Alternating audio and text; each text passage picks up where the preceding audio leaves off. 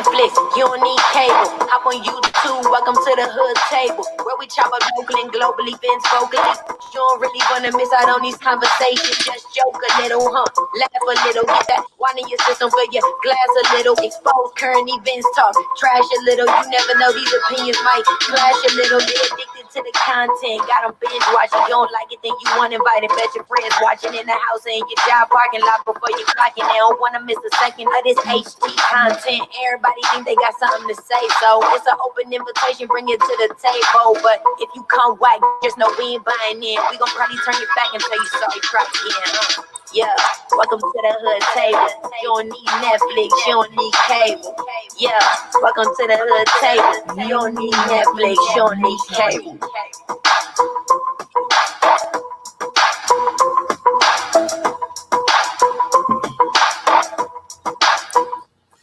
Hello, everybody. Welcome to the Hood Table one more again. Thanks for tuning in tonight. We have a special guest that we are going to interview tonight. So everybody on your way in, make sure you hit the like button.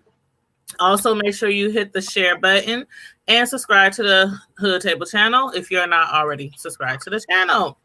And to our special guest, thank you so much for joining us. Please go ahead and introduce yourself to the peoples.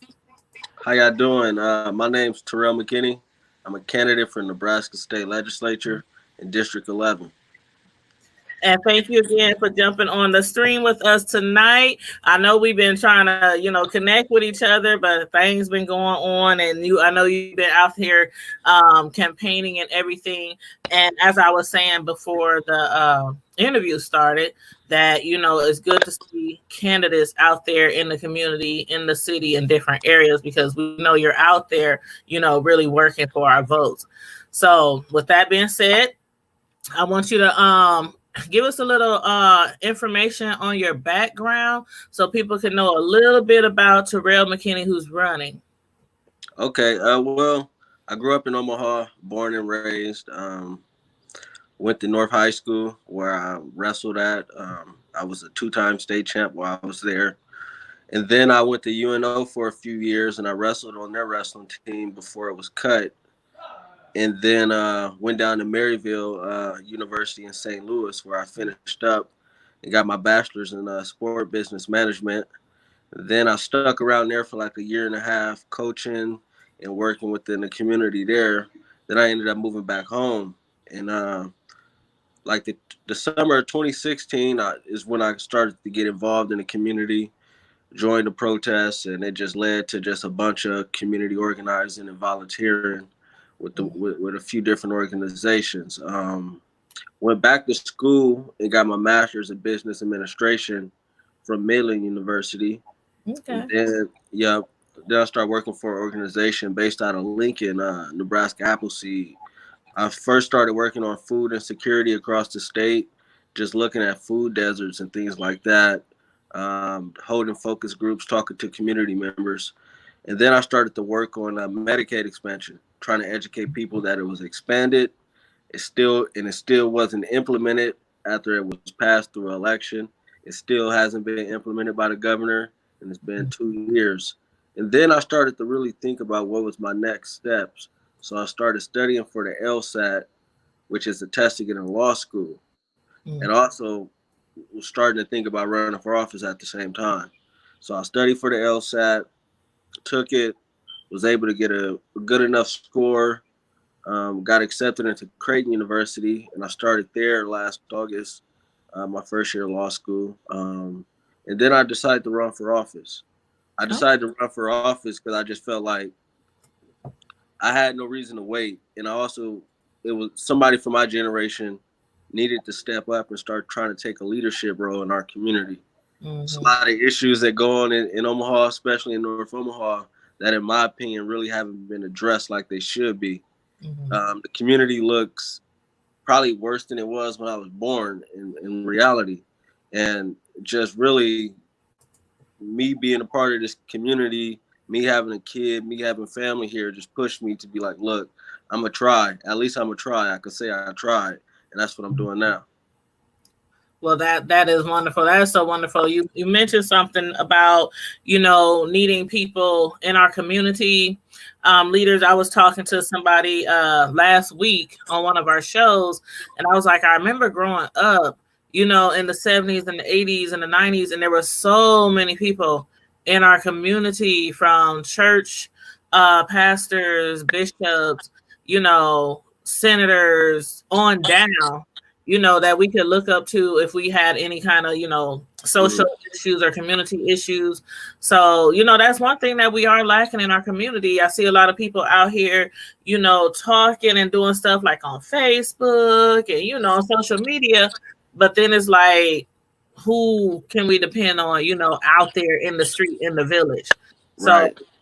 And yeah, that's I'm glad you hit on that. Go ahead. and that's what I wanted to get away from. I didn't want to be somebody that's just stuck on Facebook making a bunch of posts like I'm outraged about this need to happen or that need to happen. I was like, I can't just talk about it. I got to be about it. So I just started to take action. Right. Yes. I certainly understand what you mean. Now, when you say Omaha looks worse than what you, because I could point out a lot of things in Omaha, starting with maybe our streets, that, you know, I could complain about, that a lot of people complain about, because our streets, I'm sorry, they are an embarrassment. But Right. what kind of things are you referring to? Just drive through North Omaha. I don't mean all of Omaha, because the Right. rest of Omaha looks a lot better than it was when I was a kid. I'm talking about North Omaha. So we have a lot of businesses that can't survive here. We got black businesses closing every year. We got a lot of empty lots and abandoned buildings that are not being used, and they're not being refurbished or anything, so our community can use them. So for me, one of my sticking points for my campaign and on my platform is economic opportunity and equity, because I believe we have to grow our small businesses from within.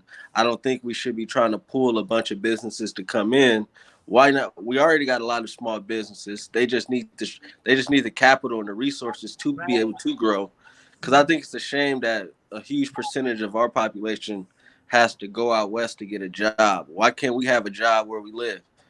You know what I mean? Like, why is that the case? Yeah. You hit it right on the head there. And I know we had my co-host who couldn't appear with us tonight. She had, you know, posted something in one of the groups we in, you know, about you know, integration, and do we think that it really messed up, you know, the economy in North Omaha, you know, and a lot of people have things to say. And I know I had hit on that there are so many people in North Omaha who are cooks or chefs or barbers, or, you know, there's so many different talented people who make clothes and t-shirts. Right. And we don't see a lot of these businesses, you know, really truly grow into fruition, because one thing, like you said, they don't have funding. And I had also mentioned, you know, I think it would be cool if we had more programs that help these very talented people, like, get on their feet, get their credit together, Right. you know, take some classes, you know how to fill out. Because a lot of people, everybody, you know, didn't go to college. Everybody don't even know how to fill out a business plan. Right. You know, when you tell people simple things like, okay, you want to be a chef, just fill out a business plan, apply for a loan. You know, it's not really as easy as it sounds. Yeah, definitely. And I always try to tell people that that's a huge part to it, is the business education. I tell people all the time, if I was going to business right now in North Omaha, the number one thing that I would value the most is customer service. And people forget that. Like, honestly, like, you see every time a business open that's from our community, what's the first thing somebody say? They have bad service.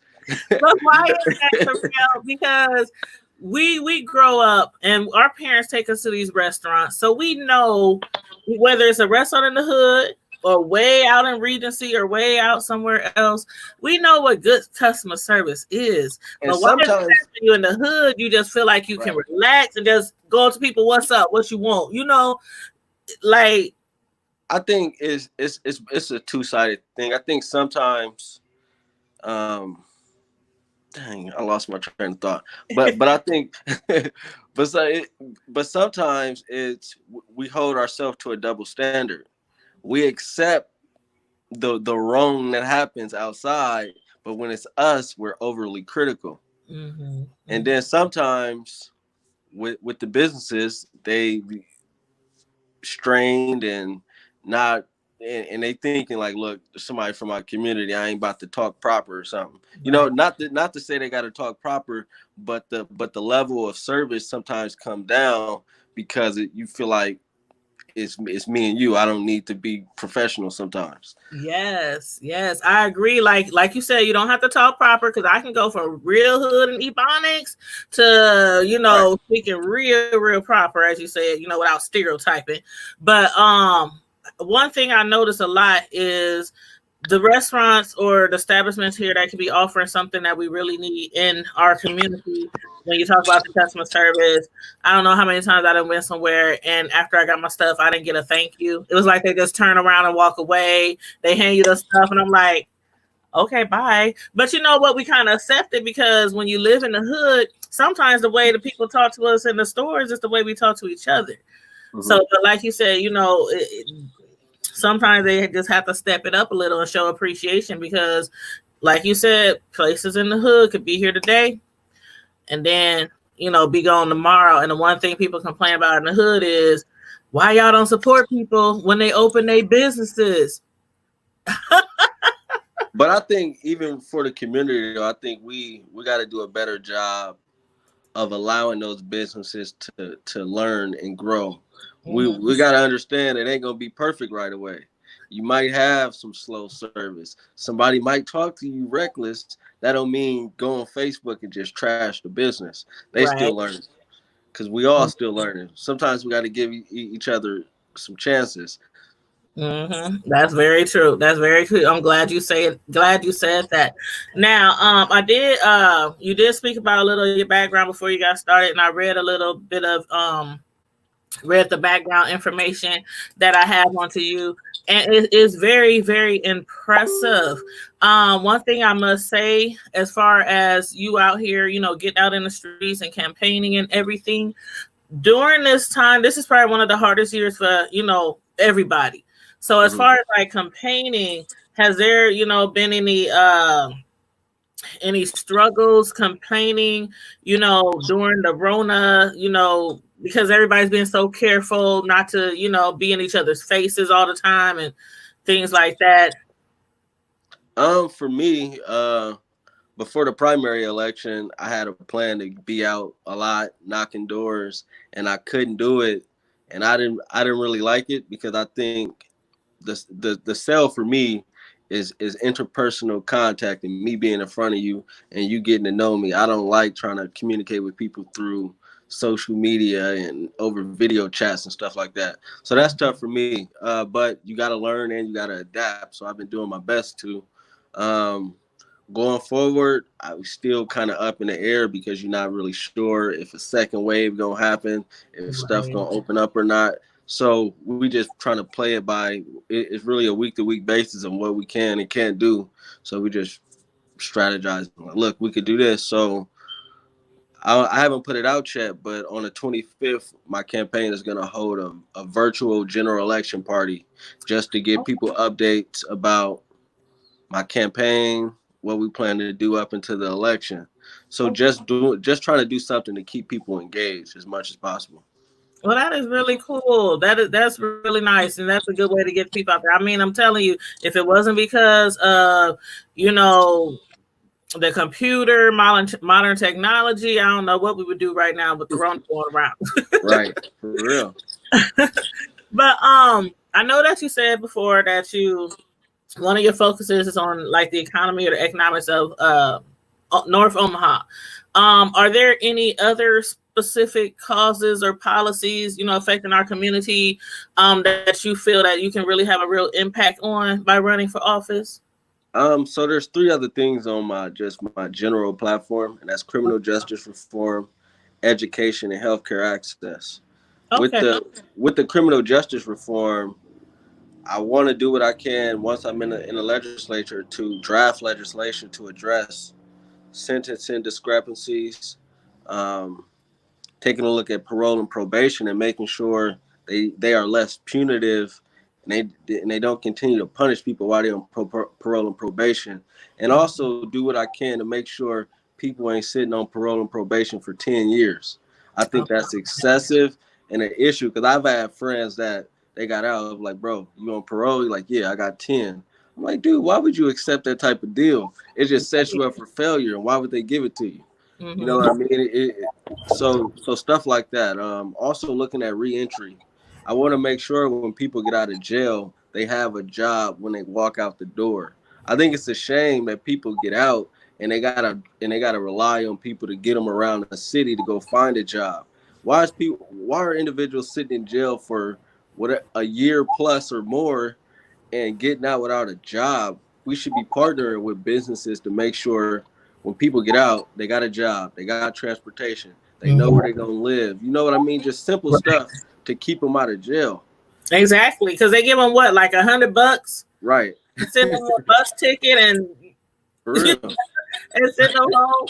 And that's a good thing that you're speaking about too, because I know somebody is crazy because just recently, like probably a month ago, I know a guy who was in jail and he got out and they gave him 5-year probation. And I was looking at it at first like, well, 5 years probation is better than, being locked up, right? But he was like, no. He said, but sometimes people in jail be like, I don't want to be on probation for 5-10 years, but what's the other alternative? To stay in jail? Some people just jam. Yeah. To avoid it. Mm-hmm. Yep. And then another thing, like the rehabilitation. I do believe that they should come out with degrees. I think it shouldn't even be a choice. Because I know that to a certain extent, people who go to jail and become criminals or, inmates, they have like choices. Mm-hmm. But I think that everybody should learn something, a trade, even if it's like plumbing or, have some kind of degree or certificate because, yeah, go ahead. You spend 10 years in prison, you should come out a master or something in my eyes. Like 3-4 degrees. For real. Yeah, because it's hard enough getting a job when you get out. Yeah, for real. They talk about corrections and rehabilitation, and people ain't getting out with no skill. Mm-hmm. They still gotta go do apprenticeships when they just spent 10 years in jail. Like it makes no sense. Yes, very true. Yeah. Very true. You had also mentioned that some years ago, I think you said 2016, you had got involved in protests. What do you feel about the direction protests have been going lately? I know it's calmed down in a lot of areas, but for one, people were protesting recently because of, the guy in Minneapolis, George, who was, killed by police, the police on his neck with his knee. And then like right after that, we had here locally, James Scurlock killed by Jake Wagner, during the protest downtown. So how do you feel about these protests and people tearing up stuff and, the civil unrest? I love it. I think it was bound to happen. Too many years, our communities and communities like ours across the country have been marginalized and told to just shut up and deal with it. It was bound to happen. I've been saying like one day people really gonna get tired.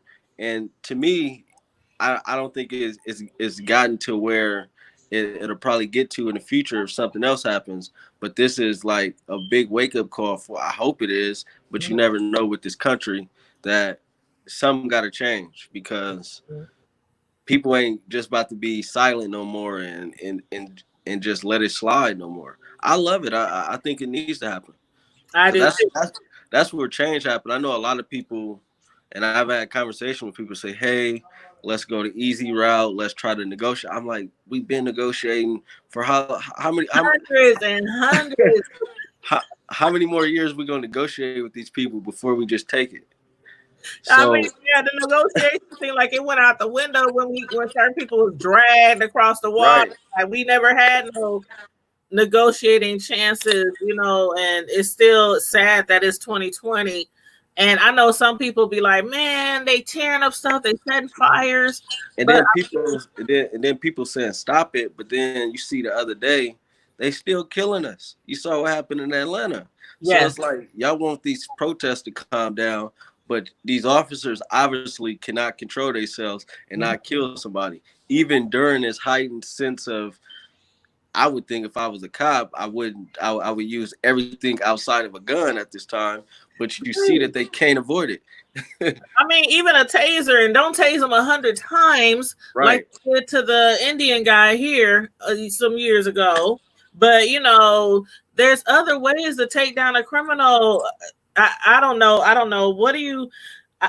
We be talking about this a lot. Like, what has to change within the police station? I've been talking about the good cops per se, the good cops, you know, with the badge, the ones who don't come out until everybody raise hell and fire and try to burn down the police station. Then the good cops want to come out and say, oh, we don't agree with that. But it's hard for me to sit here and tell you they're good cops, because they will be silent when something happens, but they come to you and say, look, I need you to tell on so and so and not protect you and let you die, and try to make you feel bad for not saying nothing. But at the same time, they not speaking up about officer or whatever that didn't shot somebody, stumped somebody out the other night. You know what I mean? Yeah. It's like, don't be a hypocrite. Right, don't be a hypocrite. And we know that a small percentage of crimes get caught on video, but there's a large percentage of people who go down and make complaints against cops, but they don't really have a lot of proof. So that's why I feel like you do with these so-called good cops. They need to be out here more vocally demanding change in their department, because we know that they see things. Things do not happen in that kind of atmosphere when you're dealing with criminals all the time, that people don't see somebody acting out of control. So I think these good cops need to start putting their foot down more and demanding more changes, and stop being scared to speak up and scared of the backlash. Because like you said, they want, okay, like right after James Scurlock, right after that man got off, then we see on the news, all the police wants people to come forward and let them know who was vandalizing and rioting. And we looking at like, good luck with that. Right. And I think we can't rely on them to police themselves. Like, we need legislation and policies in place that is like to make it mandated that they not getting off. Like, even what happened with the Native American gentleman, Zachary Bear Hills. Yeah. 3 of those officers is back on the force. I know. And that's a problem. But that's because of the contracts that they got. And I don't know if many of you know this, but the police contract in Omaha is being negotiated. And if you haven't, call the mayor, call the police chief, call your city councilman, and figure out how you could be able to sit at that table to make sure that contract has language that ensures if an officer kills somebody, they not let back on the job. Because that's the problem. It's no accountability there. Right, and not transfer to another station or another department inside or outside. Right. So, and I'm glad you brought up the state legislature. That was my next question. It's actually a 2-part question. What areas do you feel the state legislator is excelling in, and what areas do you feel the state legislator needs to address? What areas you need them to address better? When it comes to District 11 in North Omaha, I mean, we've had Senator Chambers for the longest, and we got Senator Wayne down there. But when it comes to our community, I think it has to be more done to address our issues. North Omaha and District 11 probably been the highest in poverty since I've been a kid. That's the issue. You're not addressing it. It's a lot of money flowing, but that money isn't getting to where it really needs to be. It's a lot of organizations profiting off of our community and things like that. So for me, I think more needs to be done to make sure communities like ours, even it's rural communities that's doing horrible also. We got to make sure communities that are struggling are actually taken care of. We can't stand up and say this is the good life when you know for a fact it's a kid going to sleep tonight hungry. Like it's just a reality. It's really sad. I think I can't say our state is excelling because when I look at my community, it's not excelling. Mm-hmm. Yeah, that's very true. That which leads me to my next question. How do you feel about the lack of interconnectedness in our community? Like the fact that there are people, we have some vibrant businesses here in our community, but a lot of people are afraid to visit North Omaha. Like we're always visiting outside. We go to Bellevue, we go to, west side, south, everywhere, but there's like a disconnect from Midtown, downtown, West Omaha, as if it's like everybody's just doing their own thing. And I think something needs to change for more people to come from outside of Omaha. And I think it's a combination of things. One, I would say racism. Mm-hmm. Two, I would say perception is perceived that you go to North Omaha, you're gonna get robbed or shot, which is not true at all. But right. they tell each other that. It also we also need more investment into North Omaha, so we can have the infrastructure. Right now, where's somebody gonna go if they want to come visit? It's only a few spots. You know right. what I mean? So we got the businesses and we got the people, but now we need to build them up. Right. And that's what it's going to take from the state to actually do what it says it's supposed to be doing. It's saying ensuring a good life for all Nebraskans. Make sure we have a good life for all Nebraskans. Yeah, because there's a lot of places in North Omaha. Like I ride around all the time and I see buildings that are empty, nobody's in there, and then we see a lot of infrastructure being created and new buildings like in the Cummings area, the Hamilton area, right. But when it comes a little closer back this way, it's like, I mean, even like certain homes where there's a lot of homes that are ran down, we have the space, we have the buildings that could be revamped, for more businesses. But again, it goes back to, the people who want to open businesses to have what they need from the ground up. And another part with that is ownership. More of us need to own, not even just homes, but those buildings, more of the land. We as a community, we got to make sure that we are taking stake in the land and the buildings. Mm-hmm. Because a lot of times you'll have a business that's owned by somebody that's not from here, and they control it basically because it's their building. So they could put you out when they want to, and they can say and tell you how to operate in some ways how they want to, because you don't own it. Yeah. And once we own the land and the buildings and things like that, that's more power for us. We could say more. You know what I mean? It creates more economic power, more political power if we own. So, right. So that's what I would stress too for everybody. Even if you're watching, try to own something here. Mm-hmm. And I think one thing about it is some of these locations, I'm not going to say their names, but there are a lot of locations that are not owned by the person who's actually running their business there. And they keep turning over like every year, every 2 years. It's turning over to a new tenant with a new restaurant. And it's like, dang, what happened? What's wrong? Then you find out the building they want like so many thousands, like in our neighborhood. It seems unfair sometimes that, like you said, people own property and they could be from out of town or whatever, and they're charging these outrageous prices for the area.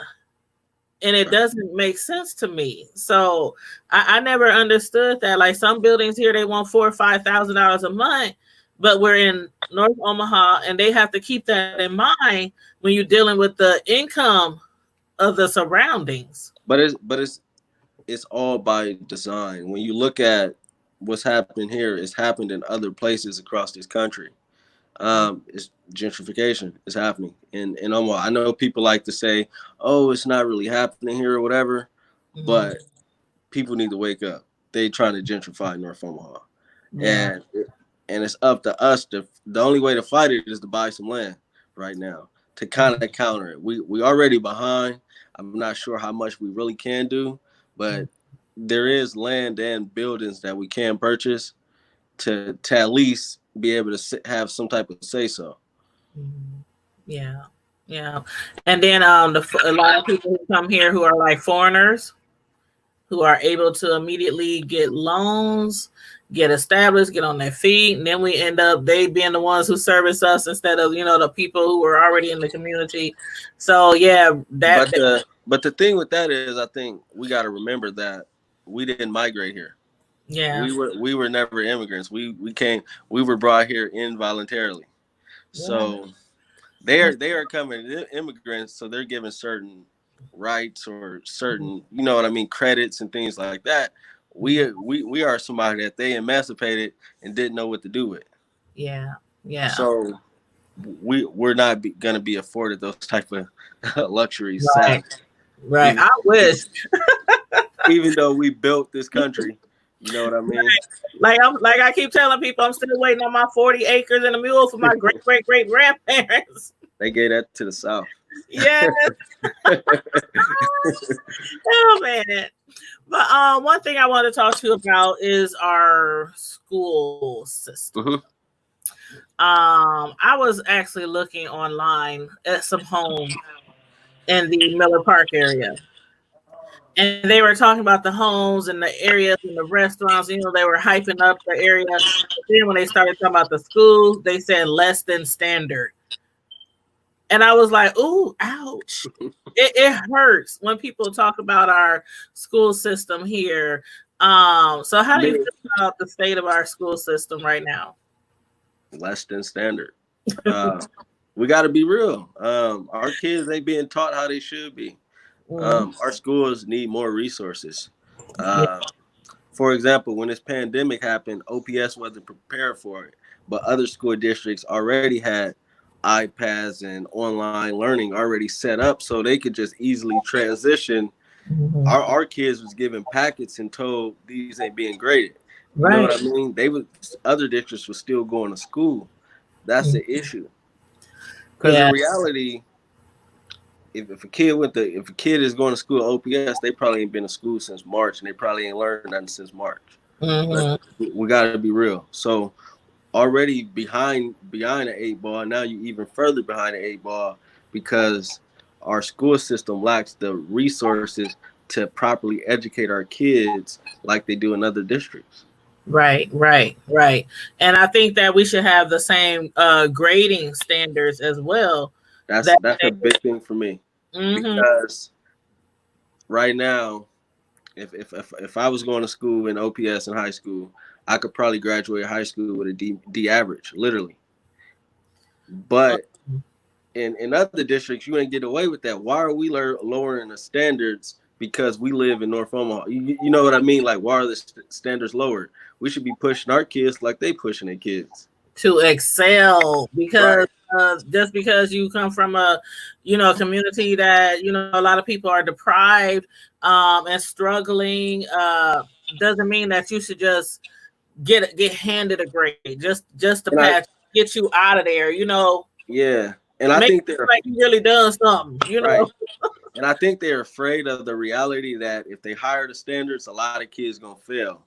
But honestly, that means you need to fix whatever's going on, because it shows in the test scores when they come out and they say OPS is doing the worst in this, and that, math, science, and reading. You know what I mean? So yeah, that means you need to fix your system. Don't lower the standards to try to make it look good when you know it's not good. But I also think another part of it is we got to pay teachers more so we can recruit more teachers that look like you and me. Right. Because I don't know if I would want to go be a teacher straight out or go in the teaching profession, because if I grow up poor in North Omaha, I'm going to go to college. I'm probably going to have to take out a loan. I'm going to accrue some debt when I get out. I'm only going to get paid $40,000 a year to be a teacher. I don't know if that's a good sell. But if you raise the pay scale to maybe $60,000 starting out, that's an easier sell. Like, look, you're gonna make $60,000, you can survive. But telling somebody to go to school, accrue a bunch of debt, and get paid $40,000 and deal with a class full of 30 kids, that, you know what I mean? I don't know if I want to do it either. I'm gonna be real. I got you. One thing I recall growing up, because I went to a lot of schools in North Omaha from Conestoga to not Kellam, but I went to Conestoga, I went to Lathrop, I went to Howard Kennedy, and then after that I was bused. That's when they start busing kids out. I had to go out west to Sunny Slope, and so like 4th, 5th grade, that's when I started seeing white teachers. I mean black teachers. I saw them all down north, but then once I had to be bused out to Sunny Slope out west, that's when I saw nobody that looked like me. So yeah, I really wish that we could have more people in our community that grew up in our community and want to come back, instead of going out of town Because now that I think about it, I don't know if I've, like in elementary, I know for a fact I never had a black teacher. There was black staff in the buildings, but they was in other roles, but they wasn't teachers. Yeah. In high school, I had a couple teachers, but the ones I remember were gym teachers. They wasn't teaching English and math and stuff. You know what I mean? Like It wasn't even. So yeah, I think it's always been an issue, and it's going to continue to be an issue unless this state and this district make sure that they create some type of talent pool or some type of incentive to draw people in. Because that's the only way it's going to work. Yeah. Yep. You got a point there. And we're going to wrap up this interview really, really soon. But I got 2 more questions I want to ask you. One of the questions is, how do you think the state legislators can overcome the partisan divides to get work done, within our state, within our community? I think the big thing, we gotta be real, gotta have a real conversation. But we also gotta understand that a lot of stuff that go on in Western Nebraska go on in North Omaha, but they just divide it and make it seem like it doesn't happen. Mm-hmm. So you gotta bridge that gap, and you just gotta fight. We gotta get our people down, bust people down to the legislature to make it real. Because I ain't gonna tell you because it's not to try to go in there and try to kiss a lot of butt. Because you got to stand on what you stand on and be unapologetic about it. And we got to figure out a way to get our people down there to speak on these issues. Because when they see people come in mass, that's when they wake up like, look, hold on, we're going to have to talk about this. And that's what we got to do more. We got to get more people that's willing to lobby and go down to the legislature and spend a day down there, sit through a hearing and talk about what's going on. Because if you put a face to an issue, it's understood more than saying something and standing up and saying something. They like, he might be exaggerating. Yeah. 20 or 30 of y'all come down there and say the same thing. I'm not exaggerating.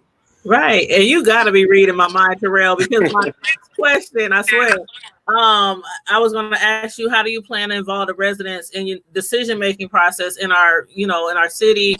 Like, do you have some type of strategy plan, to ensure that there's regular connection with, you and, the voices that are speaking for us? That's my plan. That's a part of my campaign commitment is to be as present as possible and do whatever I can to make sure I'm connected to the people. When I'm thinking about legislation, I want y'all opinions. Like, how you feel about this? I want to try to do at least a once or twice a month town hall, whether it's virtually or in person. I want to try to make that happen so y'all know what's going on, and just keep an open line of communication and be responsive. Okay. And do you know Ernie Chambers personally? I know. Yeah, I know him. Yeah, I know him. I met him. When did I first meet him? It probably was a few years ago. We met, and then since I've been running, we've been in communication a lot. He endorsed me, which is big. So I was gonna ask you that. So he's definitely somebody that I look up to and look to for advice, because he's been in the legislature the longest. Might as well ask him as many questions as possible. So me and him got a good relationship. We cool. Yes, and actually, for people who don't know, Ernie Chambers is the longest serving state senator in Nebraska history. Right. And the reason why I asked you that was because you're running against Fred Conley. And both of you are set to, try to replace Ernie Chambers. So just, this last few seconds of the interview, just give a reason, why people think that you are the right person to be elected in this position. I'm the right person because I'm gonna stand for the community and I'm gonna stand for the people. And you don't have to worry about whether Terrell is gonna sit in the back room and sell the community out. I'm the person because I'm young. I'm not gonna shy away from that. I'm young. I have passion to fight for the community. I'm always willing to listen. I have an open mind, and I'm for the people. All right, awesome, and I can definitely contest that he has been out there very vocal, very present. Like, I was laughing about it earlier before the show. I was like, I see you everywhere, and it's always a good thing. It's always a good thing because too many times people, want our vote and they don't even try to earn the vote, and people don't know who they are. Who are they really? So, I think you've been doing a great job, and I wish you the very best in your campaign. And is there any information you want to give, like contact information? Like, I know donations, people can donate, right, to your campaign? Yes. So you could go to my website, peopleforterrellmckinney.com. You could find out more about me, sign up to volunteer, and you can also donate because it takes money to run these campaigns. Another thing, you can follow me on Facebook, Terrell McKinney LD11. I'm also on Twitter, T_McKinney 2020. I'm on Instagram, Terrell.m.McKinney. So I try to be on everything. Okay. Try to post something on everything every day. If you ever want to call me, my number is 402-213-9328. You can also reach me by email, McKinney, McKinney 4 FORLD11 @gmail.com. Awesome. Now you make sure you inbox me all that information because I want to pin every social media that you use, your email, your campaign, your website, so people can donate. I want to post that and pin it to this interview, to the description box, so they can see it all right there when people watch the video. All right, I'll send it to you. All right. And again, I want to thank you so much for your time. I know you're a busy man. You got to juggle family, friends, campaign, interviews, so I know you're a very busy man. So I appreciate you taking the time to sit with us this evening and let us know a little bit about the Terrell McKinney, who is running for District 11, Nebraska State Senate. All right. Thank you. Thank you for having me. No problem. And you have a wonderful night. You too. All right. Bye-bye. Bye. Thanks everyone again for tuning in. Hey, Carla Prince. Hey, Miss Sislo. I see y'all in the chat.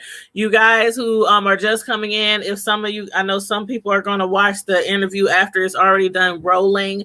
So just make sure when you come into the video, make sure you hit the like button, hit the share button, especially if you are in our community in North Omaha, Nebraska. Make sure you share this with as many people as you can. Election time is upon us. And there are some changes that we truly want in our own community and outside of our community, all the way to the White House. So in order for us to be represented, we have to represent ourselves. So not only has what we've been hearing lately more and more true, which is Black Lives Matter, our votes do matter, you guys. It might not look like it sometimes. It really might not look like it sometimes. And it might look like, things that we want to happen. Are they ever going to, truly happen? But we still have to represent ourselves and represent our community, because if you don't represent yourself and your community, there are no room to make any complaints. So again, on that note, make sure you guys get out and vote. Vote for the local, vote for national, president on down. Let your voice be heard. And again, once Terrell sends me all his contact information, I am going to pin it to this video, and I'm going to pin it in the comment section at the top. And I'm also going to put all his information in the description of the video. And thank you again, everybody, for tuning in. Like, share, and subscribe to the Hood Table, especially if you are in Omaha, Nebraska. Make sure you subscribe to the Hood Table and click the notification button, after you subscribe, so that you can get the notifications when we go live. Every time we go live, every time we, do an upload. And also tomorrow night, we have another interview tomorrow night. Yes, we've been busy. We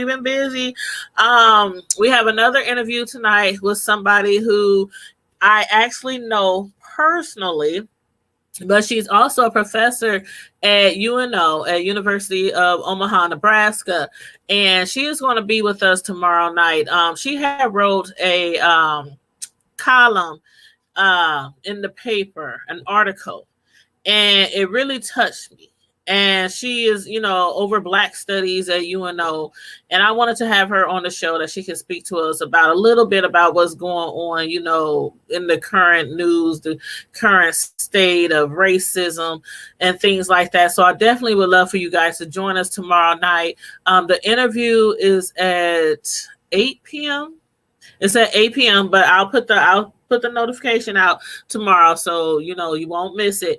But the interview is called Let's End Racism with Cynthia Robinson, PhD and chair of the Department of Black Studies at UNO. So again, that interview is tomorrow night. So I hope you guys can be here, and make sure you share the link to that as well. And in the meantime and in between time, everybody stay safe, be blessed, stay healthy, and I'm out. Deuces.